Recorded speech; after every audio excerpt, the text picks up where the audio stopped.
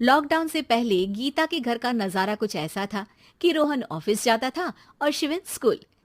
जिनके घर से जाने के बाद गीता काम खत्म करके बाकी समय आराम करती थी। लेकिन लॉकडाउन के बाद ऑफिस और स्कूल घर में ही खुल गए और इससे गीता का हाल वो तो आपको देखने में ही मजा आएगा। शिविन, ओ शिविन, महाराज उठने के लिए क्या 21 तोपों की सलामी लेंगे? अरे बिस्तर से बाहर निकल, ऑनलाइन क्लास स्टार्ट होने वाली है। अरे तुम भी हद करती हो, स्पीकर की तरह चिल्लाने की क्या जरूरत है? दिख नहीं रहा मेरी कॉन्फ्रेंस चल रही है। अब कैमरा और स्पीकर ऑन कर रहा हूं, मुझे कोई शोर नहीं चाहिए। इस पर जैसे ही रोहन लैपटॉप का कैमरा और स्पीकर ऑन करता है, तभी कुकर की सीटी बजती है। हम्म, करा लो अब इसे चुप। लॉकडाउन नहीं हुआ, मेरी मौत का फरमान जारी हो गया। दोनों बाप बेटे ने नाक में दम किया हुआ है।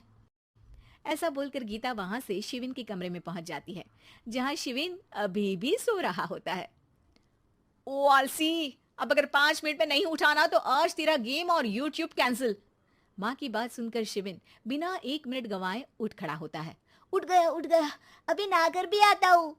ये नाटक कहीं और, मुंह पर गीला कपड़ा मार और पढ़ने बैठ। शिविन की ऑनलाइन क्लास स्टार्ट हो जाती है, जिस पर गीता उसे वहां बिठाकर रसोई में चली जाती है। थोड़ी देर में उसे कमरे से कुछ आवाज सुनाई देती है, जिसे सुनकर वो कमरे में वापस आती है। हाय राम, तुझे क्लास अटेंड करने के लिए बोला था, कैमरा ऑफ करके बिस्तर पर नाचने के लिए नहीं बोला था। मम्मी मुझे कुछ समझ नहीं आ रहा। आप बाद में पढ़ा देना ना। वैसे भी अटेंडेंस तो लगी गई है। हाँ हाँ बेटा, जरूर बन जा। तू अभी से हम सबका बाप बन जा। अरे नहीं मतलब कहाँ से लाते हो इतना दिमाग, और पढ़ाई करते हुए ये चला कहाँ जाता है? Nice question. दिमाग से पूछकर बता दूंगा। शिविन की बातों से परेशान होकर गीता उसे मारने के लिए जैसे ही आगे बढ़ती है, तभी वो कमरे से बाहर भाग जाता है। अब शिविन आगे आगे और गीता हाथ में चप्पल पकड़े उसके पीछे पीछे पूरे घर में दोनों घूम रहे होते हैं। इसी बीच वो रोहन के पास पहुंच जाता है और शिविन को मारने वाली चप्पल रोहन के लैपटॉप पर जाकर गिरती है। ओए माँ! मम्मी, अब पापा को चप्पल मार रही हो? वो आज तक के रिपोर्टर, चुपचाप जाकर क्लास अटेंड कर ले, नहीं तो अगली तेरे पीछे लगेगी। इस पर शिविन वहां से चला जाता है, जिसके बाद रोहन गीता से कहता है, इस सर्कस के लिए कुछ बोलना चाहोगी? अरे क्या करूं, जब से तुम दोनों घर में रहने लगे हो, घर अपने आप ही सर्कस बन गया है और मैं तुम्हारी नौकर। कभी बेटी को संभालो तो कभी बाप के नखरे उठाओ। इन्हीं सब उथल पुथल में दिन बीतते रहते हैं, जिसमें हर रोज घर के अंदर कुछ नया सियप्पा खड़ा मिलता है, जो ज्यादातर शिविन और रोहन के ऑनलाइन स्कूल और ऑफिस से रिलेटेड ही होता है। एक सुबह, शिविन चल उठ, आज की क्लास जल्दी है। कैमरा ऑफ करके आप अटेंड कर लो। अरे ऐसे छित्तर पड़ेंगे, दादी नानी सब एक साथ याद आ जाएंगी। गीता की लाख मशक्कतों के बाद क्लास तो खत्म हो जाती है, लेकिन उसके बाद शिविन फोन इस्तेमाल करते हुए इंस्टाग्राम रील बनाने लगता है। रसोड़े में कौन था? तुम थी, मैं थी, कौन था? कौन था? हाँ, मैं गरीब हूँ। अरे ओ गरीब के बेटे, आजा, मैं बनाती हूँ तुझे गरीब। मैं बताती हूँ रसोड़े में कौन था। पढ़ाई करने बोलो तो इनकी माँ मर जाती है, और ये पागलपंतियां जितनी मर्जी करा लो। गीता शिविन को डांट रही होती है, तभी रोहन बीच में बोल पड़ता है। अरे बच्चा ही तो है, इतना गुस्सा क्यों कर रही हो?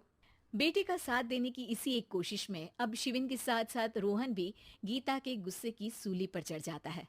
अगर बेटे पर इतना ही प्यार आ रहा है तो इसे क्लास अटेंड क्यों नहीं कराते, इसका होमवर्क क्यों नहीं कराते? उस समय तो बहुत जल्दी मीटिंग आ जाती है, वो काम मैं करूं और यहाँ इस बेफिजुली की चीज में तरफदारी करके बन जाओ महान। हे भगवान, कोई तो इनके ऑफिस और स्कूल खुलवाओ, मैं इन्हें और घर में नहीं सह सकती। अरे कुछ और मांग लेती, क्योंकि तुम्हारी ये विश इस साल तो पूरी होने से रही, कोरोना। हाय नास बेटे ने जिंदगी ही बर्बाद कर दी। खाए कोई पचाए कोई, कल मुझे चुन चुन कर सबको मेरी बद्दुआ लगेगी।